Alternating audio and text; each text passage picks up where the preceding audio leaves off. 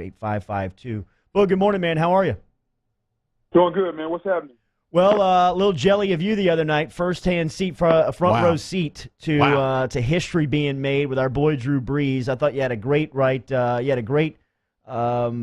talk inside of Monday Night Football about what Brees meant to the state of Louisiana. Just the experience for you guys. The schedule worked out perfectly, setting up a Monday night event where Brees broke the record in the first half.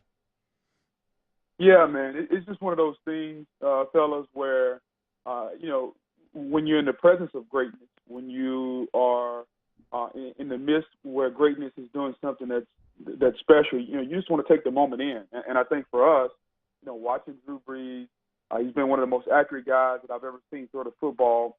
He's a guy who, when you think about Louisiana, and me being from Louisiana, I have a great appreciation for this after Hurricane Katrina hit. And, sometimes things just kind of go together, peanut butter and jelly. For T-Bob, anything and mayonnaise. For Drew Brees. It's actually true. Exactly.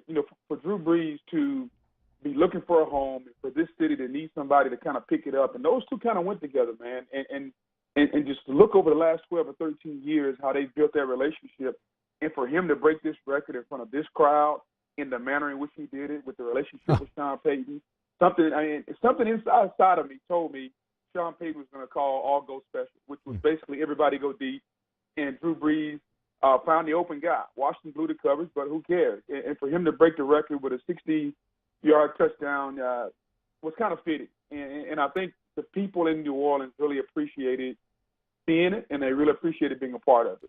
You've been on one of the best defenses that the NFL's played with that 2002 Tampa Bay Buck defense that won a world championship. Then you won a world championship with Peyton Manning as the centerpiece on a really dynamic offense. How great is Brees and Peyton just from an NFL standpoint? You've been around the league a long time, and now seeing these guys come in and consistently just put up the numbers year in, year out.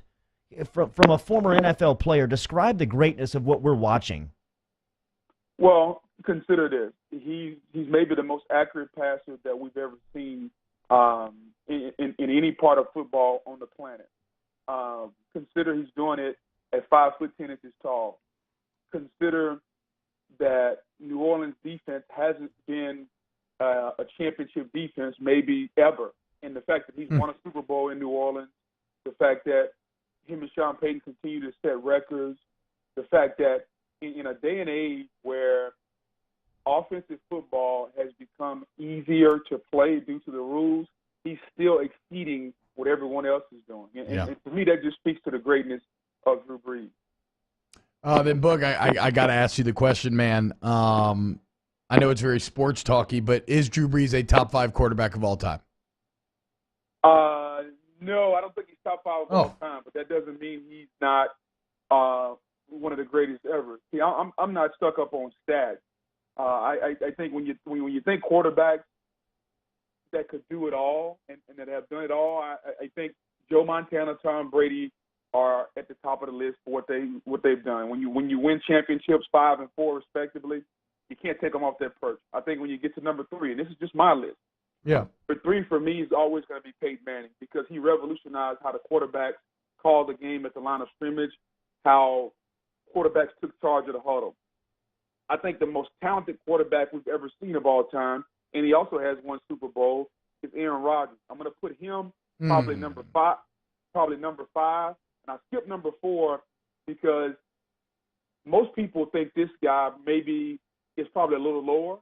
I'm going to put John Elway number 4. Now, once you get to 6, 7, 8, I think you throw Drew Brees in there, you throw Brett Favre in there, you start throwing Johnny Unitas in there. But for me, those would be my top 5. I get the Aaron Rodgers thing, like from a just physical perspective, but it doesn't hold up under examination, in my opinion, when they have the same amount of Super Bowls. Aaron Rodgers misses way more time than Drew Brees does. Like, what is there? Like, isn't there something to be said about being available, about setting these records? I think in a sport like football, where it is so team-based, and you have to have that support staff to win those championships that you're referencing with Brady, with Montana, like Drew Brees dealt with maybe the worst front office in the NFL for portions of his career. When you look at like the early 2010s after that 2011 run. That was a terrible, after 2013, really, about a 4-year stretch. Those were bad Saints teams that he was kind of dragging to 7-9. I slot him. So I agree with you. Brady and Montana are fine with 1 and 2. And then I maybe go like Favre, Brees, and who else did I have in my top 5 yesterday? We did a Mount Rushmore. I think those might have been my 4. You can only have 4 on Mount Rushmore. Yeah, we learned that. We learned that yesterday. Okay. But yeah, I think he's a top 5. I think the record books will reflect that. We're talking to Booger Mcfarland at ESPN Booger here on Off the Bench. And Boog, outside, like kind of lost in the shuffle with the game Monday night and all the celebration of Brees, all well deserved. But that was a good Washington defense. And that was a Washington team that maybe people thought was going to be really good. Kind of a statement win by the Saints.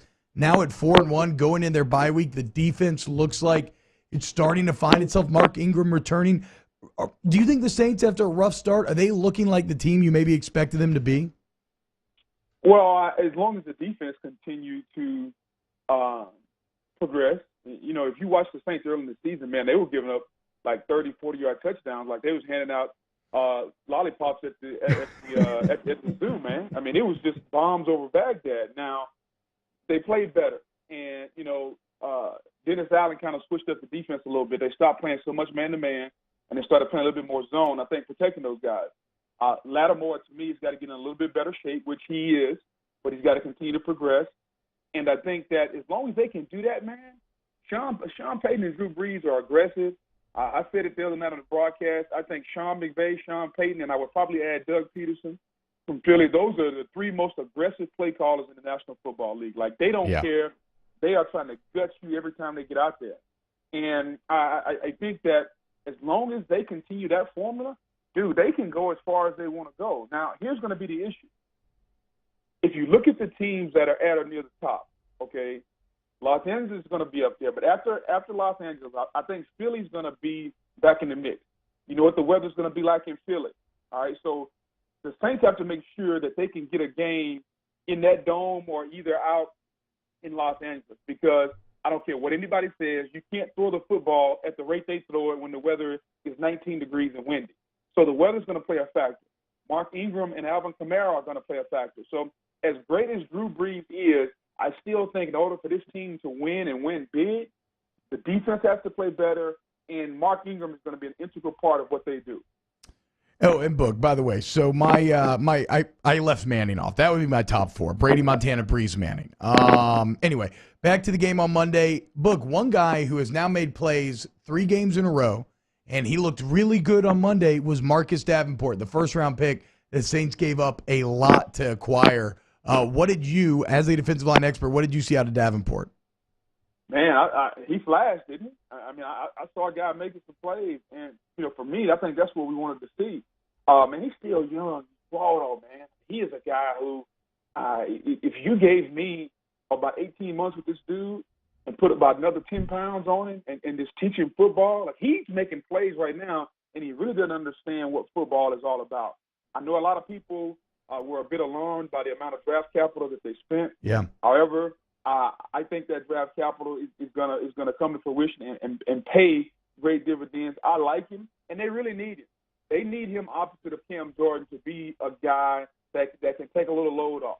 And not only Davenport, but I think Sheldon Rankins also. That defensive line has some first-round picks up there that need to be able to make some plays. And if they do, and the back end continues to grow, this defense can be, they were top 10 scoring defense last year. I think they can get back to that level again. Well, give me one thought on undefeated and number 2 Georgia coming into Baton Rouge to face LSU off their first loss of the year. It's going to be a difficult challenge, man, because Georgia is at least, if they're not the most talented team in the country, tied with Alabama, they're going to be number 2 or 3, depending on if you look at Clemson or whoever else. And so LSU got their backs against the wall. They're going to have to play their best game, not only defensively but offensively. And I think if they can do that, my whole goal for this game is I want to turn the TV on in the fourth quarter and have it a one-score game in the fourth quarter. Because then I think if you're LSU, you put Georgia in a position they hadn't been in all year. And now your crowd can be affected. now your defensive energy. They let you got to play better. They got to stop the run. I'm going to tell you right now, Georgia's going to come in here, and they're going to say, you know what? If Florida can run the ball for a couple hundred yards, imagine what we can do. And so LSU's got to stop the run and get this game in the fourth quarter. If they can do that, I think it's a winnable game, but it's not going to be an easy task. They'll be at Lambeau Field Monday night for Green Bay hosting San Francisco, a part of the Monday Night Football crew. Booger Mcfarland every Wednesday here on Off the Bench. Thanks, man. Talk to you next week.